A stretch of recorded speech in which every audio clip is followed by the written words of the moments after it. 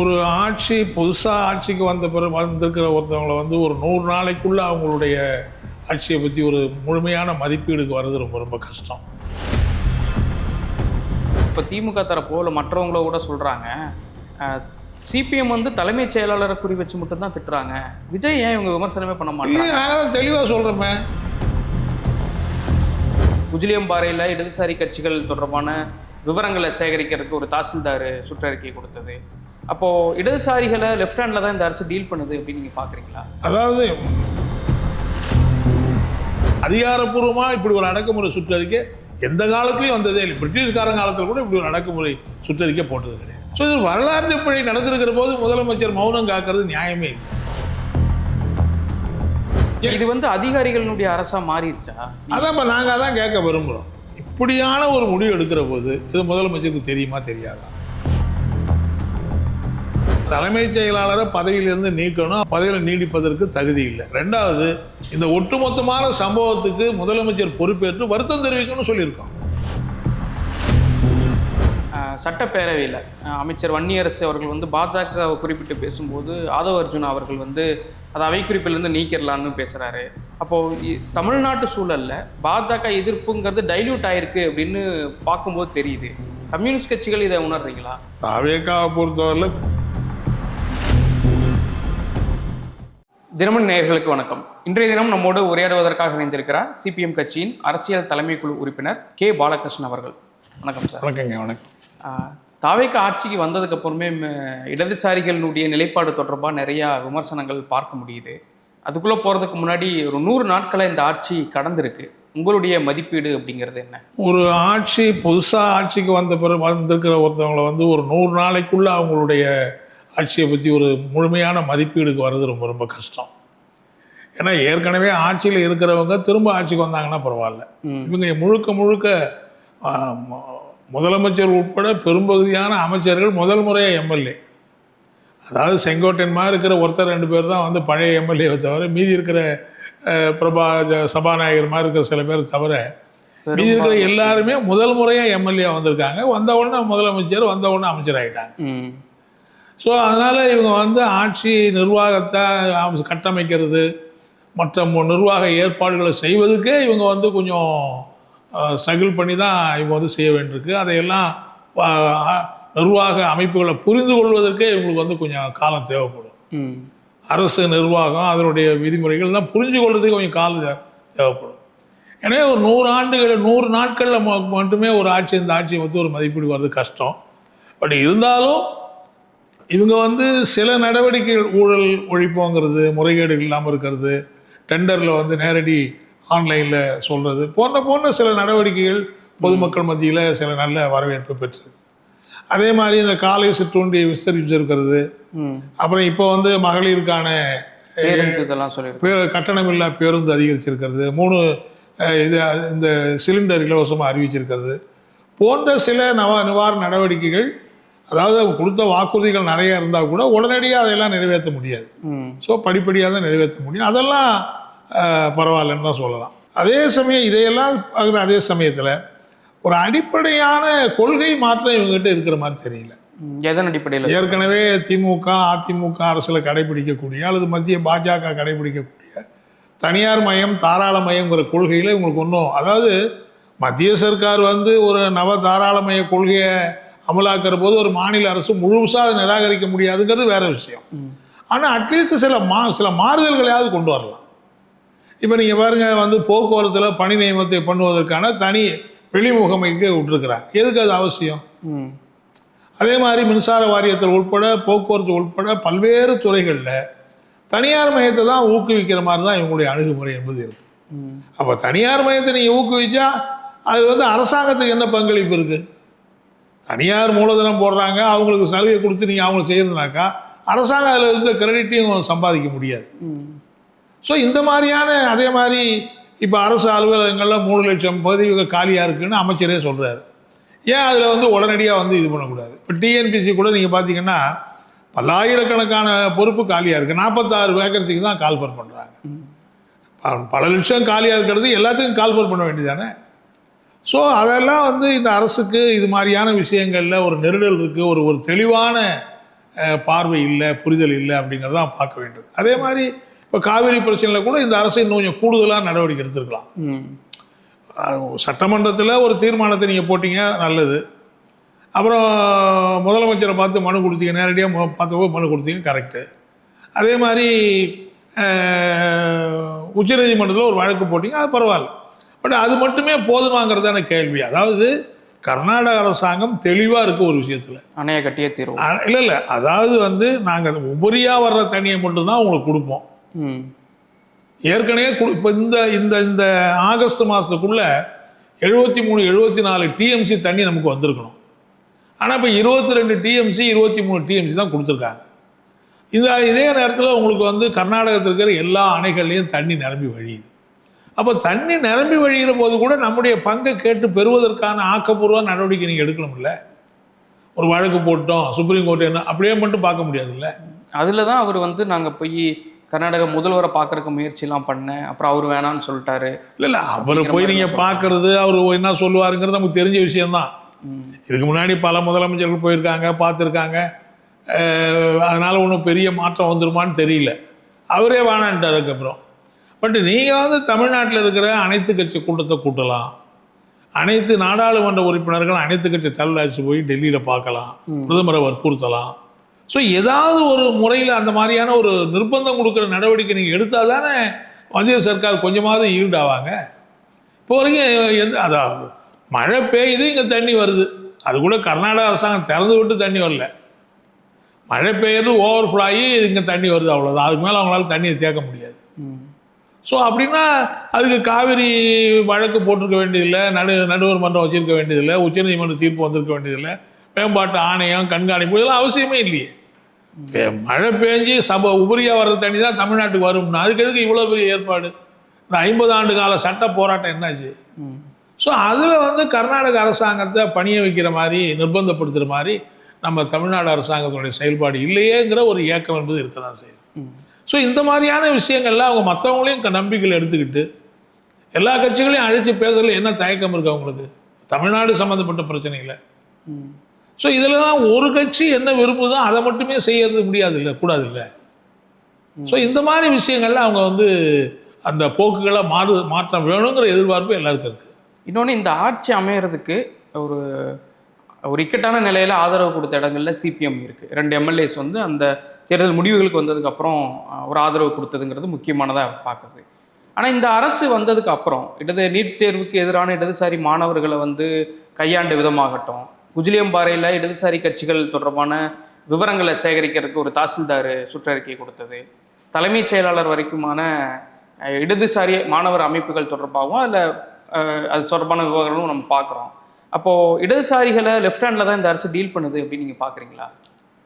அதாவது அன்னைக்கு இருந்த ஒரு விசேஷமான சூழ்நிலையில் தமிழ்நாட்டில் தேர்தலுக்கு பிறகு மக்களால் தேர்ந்தெடுக்கப்பட்ட ஒரு ஆட்சி இல்லாமல் போயிடக்கூடாதுங்கிற ஒரே காரணத்துக்காக நாங்கள் தாவேக அரசாங்கத்துக்கு ஆதரவு கொடுத்தோம். மற்றபடி இவங்களுடைய கொள்கை திட்டம் என்ன, இவங்களுடைய மாற்று கொள்கை என்ன, இந்த அரசு எப்படி, இதை பற்றியெல்லாம் அவங்களும் ஒன்றும் தெளிவாக சொல்லலை. அல்லது அது அந்த அந்த அந்த அடிப்படையில் நாங்கள் ஆதரிக்கவும் இல்லை. தேர்ந்தெடுக்கப்பட்ட பிறகு யாருமே ஆட்சிக்கு வர முடியாத ஒரு ஸ்பிளிட்டட் வெர்டிக்ட் வந்து போச்சு. ஒரு ஒரு ஒரு சிதறுன்ற மாதிரி ஒரு தேர்தல் முடிவு வந்து போச்சு. அந்த சூழ்நிலையில் இவருக்கு ஆதரவு அளித்தா ஆட்சிக்கு வர முடியுங்கிற நம்பிக்கையில் சரி இவருக்கு ஆதரவு அளிப்போம் அப்படின்னு மறைச்சோம். ஆனால் நாங்கள் ஆதரவு அளித்ததுனாலேயே அவங்க எங்களுக்கு எதுவும் சலுகை கொடுக்கணுங்கிற அடிப்படைலாம் கிடையாது. அது நாங்கள் அவங்கள்ட்ட எதிர்பார்க்கறதுங்கிற கிடையாது. ஆனால் இப்போ நீங்கள் சொன்ன மாதிரி இந்த சமீப காலத்தில் தலைமை செயலாளர் தலைமையில் ஒரு கூட்டம் நடந்து இடதுசாரி மாணவர் அமைப்புகளை கண்காணிக்கணும், அவங்க போராட்டத்துக்கு அனுமதிக்கக்கூடாது, அவங்க கண்காணித்து அதை ஒழுங்குபடுத்துறதுக்காக நடவடிக்கை எடுக்கணும், கிட்டத்தட்ட அந்த மாணவர்களை மிரட்டி பணியை வச்சு எந்த இயக்கங்கள்லையும் ஈடுபடக்கூடாது, அது இடதுசாரி மாணவ அமைப்புகளை மட்டும் அப்படி செய்யணும்னு அவங்க எங்களை பொறுத்தவரையில் நாங்கள் இந்த அரசாங்கத்துக்கு ஆதரிக்கிறோங்கிறதுனால இப்படி கேட்கலாமான்னு நாங்கள் கேட்க விரும்பலை. நாங்கள் ஆதரித்தாலும் ஆதரிக்காட்டினாலும் அல்லது மற்றவங்க எதிர்த்தாலும் எந்த ஒரு மாணவர் அமைப்பின் மீது அப்படியான நடவடிக்கை நீங்கள் மேற்கொள்ளலாம் முடியுமா அப்படிங்கிறது தான் கேள்வி. நாங்கள் ஆதரிக்கிறோம், நாங்கள் ஆதரிக்கிற எங்களை போய் ஏன் அப்படி நாங்கள் கேட்கல. சரி, நாங்கள் உங்களை எதிர்க்கிறவங்களா இருந்தால் கூட அந்த மாணவர் அமைப்பின் மீது இப்படிப்பட்ட ஒரு அக்கிரம அடக்குமுறையை நீங்கள் பிரயோகப்படுத்த முடியுமா? அது மட்டும் இல்லை, மாணவர்கள் போராடுவது என்பது அரசியல் சாசனத்தால் அளிக்கப்பட்டிருக்கிற ஒரு ஜனநாயக அடிப்படை உரிமை. நான் கேட்குற, மாணவர்கள் இந்த அளவுக்கு மக்கள் பிரச்சனையில், நாடு தழுவிய பிரச்சனையில், தேர்வு முறைகளில் பற்றி போராடாமல் அப்போ மாணவர்கள் என்ன படிக்க முடியும்? என்ன படிப்பை அவன் புரிஞ்சிக்க முடியும்? அது விடுதலை போராட்ட காலத்தில் காந்தியை சொன்னார், ஃபஸ்ட்டு இண்டிபெண்டன்ஸ் நெக்ஸ்ட் எஜுகேஷன். அப்படி கூட சொல்லலை. மாணவர்கள் தங்களை பாதிக்கக்கூடிய பிரச்சனைகளுக்கு கூட அவங்க போராடக்கூடாதுன்னா அப்போ மாணவர்கள் என்ன செய்யணும்?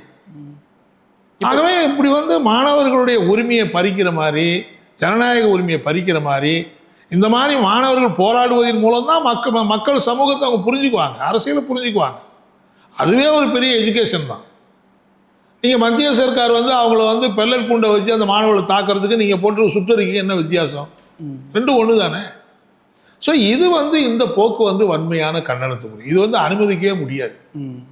எந்த நாங்கள் ஆதரிக்கிறோமா, ஆதரிக்கலையா, எதிர்க்கிறாங்களா, எதுக்கலையா, தட்ஸ் அ டிஃப்ரெண்ட் திங். அதுக்கு சம்மந்தமே இல்லை. ஆகவே இந்த அரசு இதுவரைக்கும் அது சம்மந்தம் உருப்படியான எந்த பதிலையும் சொல்லலை. நேற்று அமைச்சர் மன்னிப்புலாம் கேட்டிருக்காங்க. அதாவது கூட்டம் நடத்தினது தலைமைச் செயலாளர், கலந்துக்கிட்டது டிஜிபி, அந்த கூட்டத்தில் கலந்துக்கிட்டவங்க எல்லாம் பல துறையினுடைய செயலாளர்கள். அவங்க தான் இந்த மாதிரி ஒரு சுற்றறிக்கையை தயார் பண்ணுறாங்க, இந்த கூட்டத்தை விவாதித்து முடிவெடுக்கிறாங்க. இந்த விவாதித்த முடிவை கீழே இருக்கிற ஒரு அதிகாரி சுற்றறிக்கை போட்டாங்கிறாங்க. அப்போது சுற்றறிக்கை போட்டவங்க தப்பா, அந்த முடிவு எடுத்தவங்க தப்பா? அவங்க ஒன்றும் கொள்கை ரீதியாக முடிவு எடுக்கல, நீங்கள் தான் கொள்கை ரீதியாக முடிவு எடுக்கிறீங்க. அப்போ முடிவெடுக்கக்கூடிய தலைமைச் செயலாளர் பேரில் என்ன நடவடிக்கை? இது அதிகாரிகளுடைய அரசா மாறிடுச்சா? அதான் நாங்கள் அதான் கேட்க விரும்புகிறோம். இப்படியான ஒரு முடிவு எடுக்கிற போது இது முதலமைச்சருக்கு தெரியுமா தெரியாதா? சம்மந்தப்பட்ட அமைச்சர்களுக்கு தெரியுமா தெரியாதா? அப்படி நீங்களாம் தெரிஞ்ச பிறகு இந்த சுற்றறிக்கை அவங்க முடிவு எப்படி எடுக்கிறாங்க? இல்லை எங்களுக்கு தெரியவே தெரியாதுன்னா, உங்களுக்கெல்லாம் தெரியாமல் அவங்க இந்த மாதிரி ஒரு முடிவு எடுக்கிற அளவுக்கு அவங்களுக்கு யார் அதிகாரம் கொடுக்கு? அப்போது தாவேக ஆட்சி நடத்துது, அதிகாரிகள் ஆட்சி நடத்துகிறாங்க எல்லா விதமான. அது மட்டும் இல்லை, உயர்கல்வித்துறை அமைச்சர் சட்டமன்றத்தில் தெளிவாக சொல்லிட்டார், இது பிரச்சனை வந்த உடனே நாங்கள் முதலமைச்சருடைய கவனத்துக்கு இதை கொண்டு போயிட்டோன்ட்டார். அப்போ முதலமைச்சர் அது பேரில் பதில் சொல்லுமா வேண்டாமா? சட்டமன்றத்தில் நீங்கள் நேற்று அறிவிப்புலாம் வெளியிடுறீங்களே, ஏன் இது சம்பந்தமாக என்ன நடக்குது நீங்கள் சொல்ல வேண்டியதானே? அப்போ உயர்கல்வித்துறை அமைச்சர் என்னன்னா, அந்த சம்பந்தப்பட்ட இணை இயக்குனர் அவங்க சுற்றறிக்கை போட்டாங்க, அதுக்கு நான் மன்னிப்பு கேட்குறேங்கிறேன். தலைமை செயலாளரை பற்றி ஏன் நீங்கள் பேச மாட்டேங்கிறீங்க? அப்போ உங்கள் தலைமை செயலாளர் உங்கள் கட்டுப்பாட்டில் இருக்காரா இல்லையாங்கிற கேள்வி இருக்கா இல்லையா? ஏன் இன்னமும் நீங்கள் தலைமைச் செயலாளராக வச்சுருக்கீங்க? அவர் இன்னும் சொல்ல போனால் பதவி நீடிப்பில் தான் இருக்கார். அவர் ஒன்றும் ரெகுலர் ஐஏஎஸ் ரெகுலர் தலைமைச் செயலாளர் இல்லை. தேர்தல் காலத்தில் போட்டவர். எலெக்ஷன் நேரத்தில் போட்டால் வந்த உடனே மாற்றிடுவாங்க. நீங்கள் அவரையே திரும்ப கண்டினியூ பண்ணிட்டீங்க, அவருக்கு பதவியும் முடிஞ்சு போச்சு, எக்ஸ்டெண்ட் பண்ணுறீங்க. எக்ஸ்டெண்ட் பண்ணுறவர் இப்படி செய்கிறாருங்கிற போது நீங்கள் ஏன் அதை அனுமதிக்கணும்? இன்னொன்று, இப்போ திமுக தரப்போ இல்லை மற்றவங்களோ கூட சொல்கிறாங்க, சிபிஎம் தலைமைச் செயலாளரை குறி வச்சு மட்டும்தான் திட்டுறாங்க, விஜய் ஏன் இவங்க விமர்சனமே பண்ண மாட்டாங்க? நாங்கள் தான் தெளிவாக சொல்கிறோமே, அதாவது தலைமைச் செயலாளரை பதவியிலிருந்து நீக்கணும், அவர் பதவியில் நீடிப்பதற்கு தகுதி இல்லை. ரெண்டாவது, இந்த ஒட்டுமொத்தமான சம்பவத்துக்கு முதலமைச்சர் பொறுப்பேற்று வருத்தம் தெரிவிக்கணும்னு சொல்லியிருக்கோம். எங்களை பொறுத்தவரை தலைமைச் செயலாளர் மட்டுமே செஞ்சிட்டாருங்கிறத நாங்கள் ஏற்க தயாராக. இது அவரே செஞ்சால் கூட அதுக்கு பொறுப்பு அரசு தான், முதலமைச்சர் தான். உங்களுக்கு சம்மந்தம் இல்லாமல் இந்த முடிவெல்லாம் அவர் எடுக்க முடியாது. அப்படி எடுத்து உயர்கல்வித்துறை அமைச்சரும் சொல்லிட்டார் சட்டமன்றத்தில், வந்தவுடனே நாங்கள் உங்கள் கவனத்துக்கு கொண்டு போயிட்டோம். எப்படி உங்களுக்கு சம்மந்தம் இல்லைன்னு சொல்ல முடியும்? ஏன் நீங்கள் அதை பற்றி ஒரு வார்த்தை கூட முதலமைச்சர் பேச மாட்டேங்கிறாரு? எனவே எங்களுடைய அழுத்தமான கருத்து, இப்போ தலைமைச் செயலாளர் பதவியில் நீடிக்க கூடாது.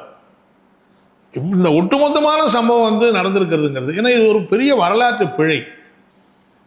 இடதுசாரி மாணவர்கள், குறிப்பிட்ட அமைப்பை சார்ந்த மாணவர்களை மாணவர்களுடைய உரிமைகளுக்காக போராடவே கூடாது, அவங்கள கண்காணிங்க, அவங்கள ஒழுங்குபடுத்துங்க, அவங்கள அந்த போராட்டத்தை முடமாக்குறதுக்கு என்ன உண்டோ அதெல்லாம் செய்யுங்க, செஞ்ச தகவலை எங்களுக்கு சொல்லுங்கன்னு சொன்னால், இதை விட ஒரு அடக்குமுறை சுற்றறிக்கை, அதிகாரப்பூர்வமாக இப்படி ஒரு அடக்குமுறை சுற்றறிக்கை எந்த காலத்துலையும் வந்ததே இல்லை. பிரிட்டிஷ்காரன் காலத்தில் கூட இப்படி ஒரு அடக்குமுறை சுற்றறிக்கை போட்டது கிடையாது. ஸோ இது வரலாற்று பிழை நடந்திருக்கிற போது முதலமைச்சர் மௌனம் காக்கிறது நியாயமே இல்லை. இன்னொன்று, இந்த சுற்றறிக்கை விவகாரமாகட்டும், சட்டப்பேரவையில் அமைச்சர் வன்னியரசு அவர்கள் வந்து பாஜகவை குறிப்பிட்டு பேசும்போது ஆதவ அர்ஜுனா அவர்கள் வந்து அதை அவை குறிப்பிலிருந்து நீக்கிடலான்னு பேசுகிறாரு. அப்போது தமிழ்நாட்டு சூழலில் பாஜக எதிர்ப்புங்கிறது டைல்யூட் ஆயிருக்கு அப்படின்னு பார்க்கும்போது தெரியுது. கம்யூனிஸ்ட் கட்சிகள் இதை உணர்றீங்களா? தாவேக்காவை பொறுத்தவரையில் கொள்கை ரீதியான எதிரி எங்களுக்கு பாஜகன்னு சொல்லியிருக்காங்க. அப்படியான ஒரு இப்போ உதாரணமாக வந்தே மாதரம் பிரச்சனை வந்தது. இந்த மாதிரியான சில விஷயங்களில் அது வந்து சட்டமன்றத்திலே தீர்மானம் போட்டிருக்காங்க. அதே மாதிரி டீலிமிட்டேஷன் சட்டமன்றத்தில் தீர்மானம், அந்த மாதிரி வருகிற பிரச்சனையில் இவங்க வந்து விட்டு கொடுத்தாங்கன்னு சொல்ல முடியாது. அதில் உரிய நடவடிக்கை தான் எடுத்திருக்காங்க. இந்த மாதிரி பிரச்சனையில் சட்டமன்றத்திலே தீர்மானம் போட்டிருக்காங்க, அதெல்லாம் எடுத்திருக்காங்க. ஆனால் பாஜகவினுடைய சித்தாந்தத்தை எதிர்த்து அவங்களுடைய கட்சி போராடுதா அப்படின்னா அது ஒன்றும் தெளிவாக தெரியல.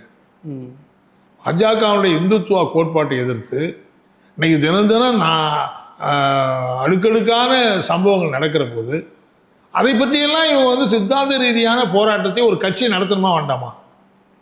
ஒரு ஆளுங்கட்சி, எந்த ஒரு கட்சியாக இருக்கட்டும், இப்படி ஒரு நாட்டுக்கே ஆபத்து விளைவிக்கக்கூடிய இந்திய ஒற்றுமைக்கு இப்போ பாருங்க, one election one country nation கொண்டு வர போகிறோம் பில்லு தயாராகிடுச்சு. இப்போ வந்து செலக்ட் கமிட்டிக்கு போயிருக்குது. நாளைக்கு அது பில்லு வரப்போது என்ன பண்ண போறீங்க? இப்போ அதை வந்து வெறும் நிர்வாக அடிப்படையில் சில தீர்மானங்களை போடுறோம், நிர்வாக அடிப்படையில் சில இது சொன்னால் மட்டும் பத்தாது. அப்போ ஐடியாலஜிக்கலாக அதை எதிர்த்து நீங்கள் ஏன் உங்களுடைய கீழ்மட்ட தலைவர் உட்பட மேல்மட்ட தலைவர் ஏன் அதை வந்து நீங்கள் பேச மாட்டேங்கிறீங்க? இப்போ 100 நாள் கொண்டாட்டத்துக்கு பொதுக்கூட்டம் நடத்துறீங்க.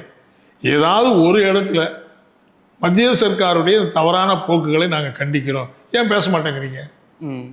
ஸோ அது வந்து இதெல்லாம் மௌனம் காக்கிறதுங்கிறது அவங்களுடைய பலகீனத்தை தான் காட்டுது. அது வந்து மக்கள் மத்தியில் தப்பான எண்ணத்தை தான் உண்டாகும். இன்னொன்று, விசிகா தரப்புல இருந்து பேசியிருக்கிறாங்க. திருமாவளவன் அவர்கள் வந்து இந்த மாதிரியான விவகாரங்களில், குறிப்பாக சுற்றறிக்கை விவகாரமாகட்டும், இடதுசாரிகள் தாவேக அரசுக்கு நெருக்கடி கொடுக்கக்கூடாது அப்படின்னு ஒரு பக்கம் சொல்கிறாரு. இன்னொரு பக்கம் வன்னியரசு அவர்கள் வந்து விசிகாவும் இடதுசாரிகளும் எந்த அணியில் இருக்காங்களோ அதுதான் இடதுசாரி அணி, தாவேகா தான் இடதுசாரி அணி அப்படின்னு குறிப்பிட்டு சொல்கிறாரு. இவங்களுடைய இந்த கருத்தை நீங்கள் எப்படி பார்க்குறீங்க? இல்லை, அது வந்துங்க விசிகா ஒரு கட்சிங்கிற முறையில் அவங்களுக்கு பல கருத்துக்கள்லாம் இருக்கலாம். பட் அவங்க கருத்துக்களை வந்து இதர கட்சிகள் மேலே திணிக்கிறதோ, இதர கட்சிகளை ஏற்கனவே வற்புறுத்துறதோ எந்த விதத்துலையும் நியாயமே கிடையாது. இப்போ எங்களுக்கு ஒரு கொள்கை இருக்குன்னா நாங்கள் கொள்கையை சொல்லலாம். ஆனால் இதை நீங்கள் இந்த கொள்கையை நீங்கள் ஏற்றுங்கன்னு நாங்கள் சொல்ல முடியுமா? சொல்ல முடியாது. அதனால் அவங்க வந்து பகிரங்கமாக அறிவிச்சிட்டாங்க, நாங்கள் வந்து தாவேக்கோடு தான் எதிர்காலத்தில் பயணிக்க போகிறோம் அப்படின்னு அறிவிச்சிட்டாங்க. நாங்கள் அந்த மாதிரி அறிவிக்க முடியாது. ஏன்னா தாவேக்கா வந்து ஒரு ஆட்சிக்கு வந்தாலும் வந்துட்டாங்க, மக்களுடைய செல்வாக்கு இருக்குங்கெல்லாம் உண்மைதான்.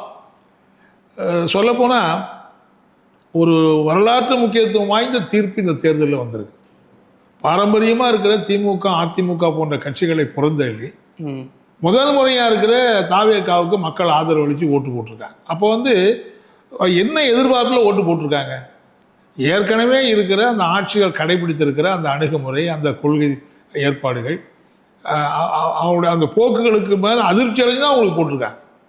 அப்போ அதுக்கான மாற்றுகிற ஒரு நடைமுறையை நீங்கள் உருவாக்கணுமா இல்லையா? மக்களுக்கு நம்பிக்கை அளிக்கக்கூடிய ஏற்கனவே இருக்கக்கூடிய அந்த நடைமுறை நாங்கள் என்னென்ன விதத்தில் மாறி இருக்கோம் அப்படின்னு நீங்கள் அந்த அந்த அந்த அந்த இதை அப்படியான ஒரு செயல் திட்டம் இல்லாத போது அந்த அரசாங்கத்தோடு நாங்கள் சேர்ந்து பயணிப்போம்னு எப்படி நாங்கள் சொல்ல முடியும்? இது வரைக்கும் அவங்களோட சொல்லலையே. ஸோ விசிகா வந்து அவங்க கருத்தை சொல்கிறாங்க. அதில் வந்து எங்களுக்கு அதை ஏற்கணுங்கிறதோ அதுக்கு ஒத்துப்போகணுங்கிறதோ நாங்கள் இது பண்ண முடியாது. தாவேகா சம்மந்தப்பட்டல அவங்களுடைய அணுகுமுறை வேறு, எங்களுடைய அணுகுமுறை வேறு. அவங்க அரசாங்கத்திலே அங்கம் வைக்கிறாங்க, நாங்கள் அரசாங்கத்தில் இல்லை. இதெல்லாம் தெரிஞ்சு தான் நாங்கள் அரசாங்கத்தில் சேரலை. ஸோ எங்களை பொறுத்தவரையில் தாவேகாவுக்கு ஆதரவு நீடிக்கிறதோ அந்த அரசாங்கத்தோடு உறவு கொள்வது என்பது எதிர்காலத்தில் அவங்க கடைபிடிக்கக்கூடிய இந்த மாதிரி மக்கள் வாழ்வாதார பிரச்சனைகளை அவங்க கடைபிடிக்கக்கூடிய அணுகுமுறையை பொறுத்து தான் எங்களுடைய அணுகுமுறை இருக்கும் என்பதை நாங்கள் தெளிவுபடுத்தியிருக்கோம். மிக்க நன்றி தோழர், உங்களுடைய நேரத்துக்கும் கருத்து. வணக்கம்.